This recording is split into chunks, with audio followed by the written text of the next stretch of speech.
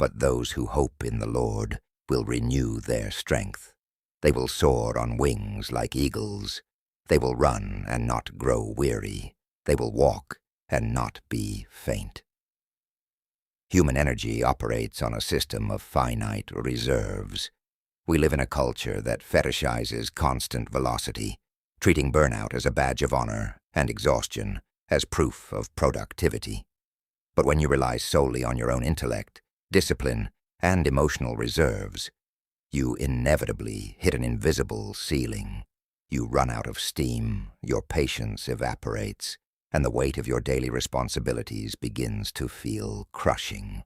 The instruction to wait or place your hope in a higher source is not a call to passive resignation or lazy inaction. In the original ancient language, the word used for wait or hope is kava, which carries the structural meaning of twisting or binding strands together to form a powerful rope. It is the active, intentional process of intertwining your weak, fraying strand of human capacity with an infinite, unbreakable baseline of strength. It is an exchange of assets.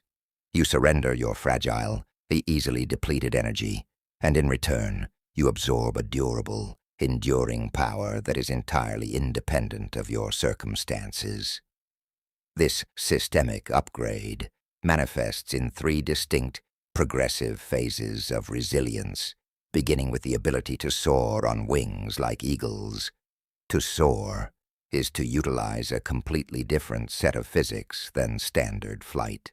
A small bird must constantly flap its wings, burning immense energy just to stay airborne, while an eagle scans the horizon for thermals, powerful columns of rising warm air. Once it finds a thermal, the eagle locks its wings and allows the invisible upward current to lift it above the storm. Soaring represents those moments of deep spiritual alignment where you are granted a macro perspective. You see the layout of your life from a higher vantage point. The chaotic noise below becomes quiet, and you move forward with an effortless, inspired momentum. You aren't forcing the progress through sheer grit. You are being carried by a current of absolute clarity.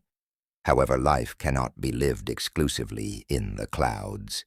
The verse immediately grounds this reality into the secondary phase, running without growing weary. Running represents the high-stakes, high-intensity seasons of life, the launch of a massive project, the management of a sudden crisis, or the navigation of a demanding transition. These seasons require rapid execution, intense focus, and extended outputs of effort. When you are operating out of a renewed source of strength, you can sprint through these demanding windows without fracturing your internal peace.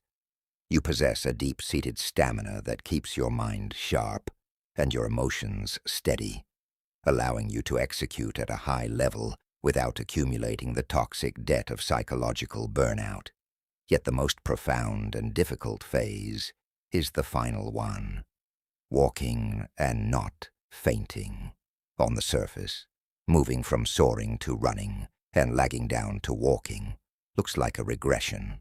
It feels anticlimactic. But in the architecture of human endurance, walking is the ultimate test of character. Walking represents the mundane, repetitive, unglamorous daily grind. It is the ordinary Tuesday where nothing dramatic happens, but the responsibilities are still heavy. The routine is monotonous, and the horizon looks exactly the same as it did yesterday. It is incredibly easy to faint during the long, flat stretches of the journey, where there is no applause, no adrenaline, and no immediate visual feedback of progress. To walk and not faint means you have mastered consistency. It means your drive is no longer dependent on emotional highs or external validation. You possess a quiet, unshakable stability that allows you to put one foot in front of the other, day after day, with dignity and purpose. You discover that the greatest demonstration of strength isn't a spectacular, temporary burst of speed, but the quiet refusal to stop moving forward.